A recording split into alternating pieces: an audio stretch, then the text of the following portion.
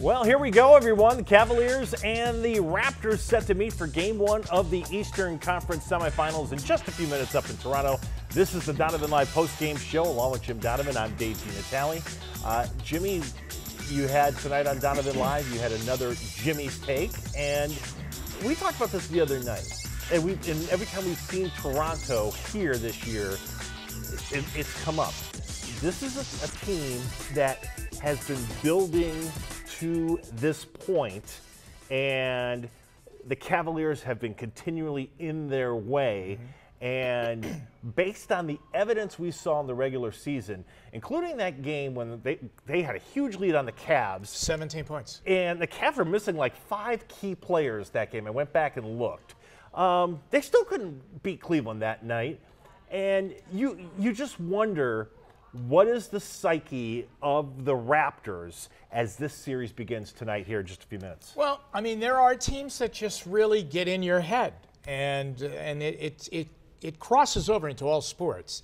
You know, I feel it when we go over to Pittsburgh every year, no matter what the situation is or no matter what time of the year, and typically it's the last game of the year, but still, there is a mental aspect for the Browns to go over and win in Pittsburgh. And it happens in the Heinz Field era, and it certainly happened in the Three Rivers Stadium era, and it didn't matter if it was Brian Sipe or Gary Danielson or Bernie Kosar. I mean, they struggled to win. Now, Kosar finally broke through and won a couple of times over there, but still, there's a mental aspect to it. The Chicago Bulls didn't arrive until they could break through and beat the Detroit Pistons, okay? Who didn't arrive until they could break through and beat the Celtics. Boston Celtics. Yeah. Right. And I think that's where the Raptors are. I think very talented, great backcourt, and very impressive year for them. I mean, a really impressive year where they chased down the Celtics in the early part of the season.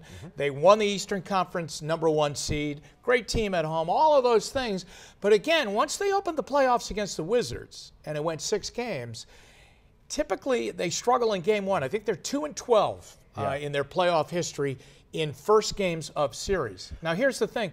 Even in the series against the Wizards, which they won game 1, they were in trouble the whole night. Right. And they were losing, and they finally came back, and they won the game. I think the Cavaliers go into this series in an incredibly great situation. They're underdogs. They're a 7-point underdog tonight. Not that that means anything. I think that they caught their mojo, definitely on Sunday afternoon, if not on Friday night in the final few minutes of that awful Game 6. And I think they go in. I mean, can you imagine the Cavaliers being an underdog with LeBron James? Right. I mean, I understand against the Warriors. Yeah. I understand that. But not against the Raptors. Right. I'm sorry. And you think about it, there's the two-headed argument. Okay, well, the Cavs are going to be the more fatigued team. LeBron admittedly was exhausted after Sunday's win over Indiana. I hadn't even thought about it, but you brought this up the other night. There's something else to be said for when your back is against the wall and you're in a win or your season's done situation. Maybe the focus, you have a sharper focus because you have no tomorrow, and maybe, just maybe, that feeling you had against Indiana carries over into tonight, and you might be a little bit sharper if you're the Cavs than the Raptors. Yeah, I really think so, Dino, and I'll take you even last night in the NBA playoffs. The Celtics went 7 tough games against the Milwaukee Bucks. It was a complete home team series. Yeah. The home team won every game of the series, and the Celtics had 4 at home, and they won. And they won the series on Saturday night. Now, the Cavs won Sunday afternoon. The Celtics opened up against the Sixers last night, who I think had 6 days off in between games. The Celtics, without Gordon Hayward and the best point guard in the game, Kyrie Irving, blew the Sixers right out. Wasn't even close. And I don't think it was necessarily rust by Philadelphia. I think it was that 7th game mentality of going out and just finding that spot where you just say, we're not going to lose this game. Right. And I think that's what happened to them Saturday night against Milwaukee, and I think it kept right on going into last night's game against Philadelphia. Now, I think the Sixers might come back and get Game 2 of that series, but I really think the momentum from Game 7 carried the Celtics through into Game 1, and I definitely think it could happen tonight. And I think if the Cavs steal tonight's game and get home court advantage in this series right off the bat after one game, that's a huge psychological edge. No matter what happens Thursday, you know for sure you're coming back here. You're playing with house money now. You're coming back to Cleveland with home court advantage. Yeah, and a couple of years ago now, the Cavaliers played the Raptors in the Eastern Conference Final, and they won the first two here. And then shockingly went up to Toronto and got beat in games 3 and 4. Well, the alarm clock went off after that. They just destroyed them in game 5 and destroyed them even worse in game 6. And that was it. And I just think, I really do believe, now I think Toronto is a very talented team. I think they have a great coach. I think he's done a great job up there. But until you do it, and this is the wall they have to get over that they have not been able to get over in the last couple of years. And, you know, it's there for them again. Now, can they do it? Yeah. Now, this was a team, and again, going by the game on March 21st and then the game, I think it was April 2nd when the two teams played each other.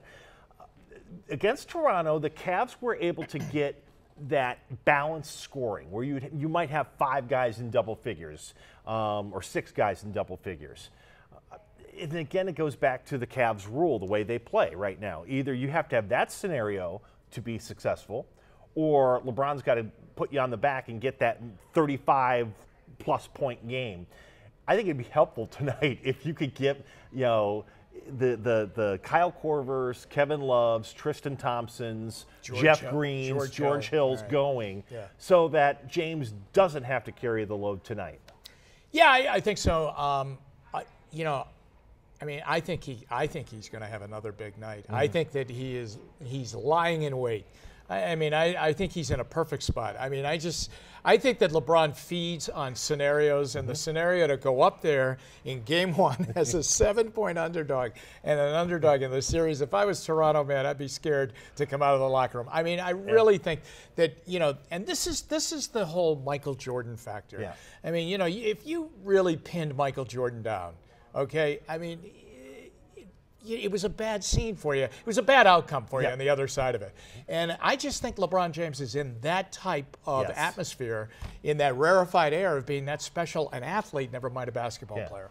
And I think the same is true if the Cavs would move on in this series, play either Boston or Philadelphia. I still feel the same way. I think that I would come into this series. Last thing with because here we're approaching tip-off, and I want to be able to go watch the game here.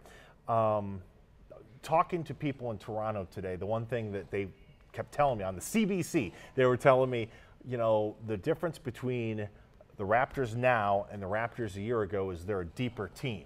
You know, they still have DeRozan, Lowry, Valanciunas, and Ibaka. That's kind of their starting core. But they feel like one of the big differences now is that they can go to this Van Vliet kid off the bench and he'll score. Old friend C.J. Miles is a bench scorer, much in the way I think the Cavs would hope that Rodney Hood or Jordan Clarkson could score. They feel like when they put DeRozan and Lowry on the bench, they're not going to lose a lot of traction, whereas in previous years, that wasn't always the case. Yeah, true. And the other thing was, if you can remember, Lowry's never had big series against the Cavs. No. Now, DeRozan did have a, you know, he really had some really good games against the Cavaliers in the playoffs. Lowry, not so much. And again, you're talking about a kid. He's still, I mean, everybody's a kid to me, but I mean, you know, you're still talking about a player who is on the cusp of really being recognized as a great player, and perhaps he suffers from where he plays up in Toronto, okay? I mean, I think they're really more devastated about the lack of their forecheck in their series, the Maple Leaf series against the Bruins, than they are what goes on tonight at the Air Canada Centre. But still, I think that you're talking about a player that maybe has suffered in notoriety and getting attention because he's up in Toronto. But still, he's on the cusp of being a great player. But again, he's now at center stage. When you get LeBron James and his Cavaliers, you know, the opportunity to play against them and beat them, now that's your ticket to try and punch it and become a great player. If you could slay the dragon, you slay the dragon, you go legend. I mean, that's just the way that goes. Okay, we will be watching very closely tonight. Our Ben Axelrod and Matt Florjancic are going to be writing about it at WKYC.com. I'll have post-game thoughts back here on Facebook Live. And, of course, Jimmy will have the highlights tonight on Channel 3 News at 11. So we have you covered. Cavaliers and Raptors, as they say, whatever it takes. Cavs in 6. Cavs in 6. I'm going to say 5. That's even better. I think 5. One extra. You know what? I'm all for the sharpness theory, but maybe an extra day or 2 of rest for this team wouldn't be the worst thing in the world. Yep. All right, that's going to do it for us as we get you ready. Again, Cavs and Raptors, enjoy the game tonight. Again, full coverage at WKYC.com. For David Herverton and, of course, for Jim Donovan, I'm Dave DiNatale. Thanks for watching this Donovan Live Postgame Show, the Cavs pregame edition here on WKYC's Facebook Live.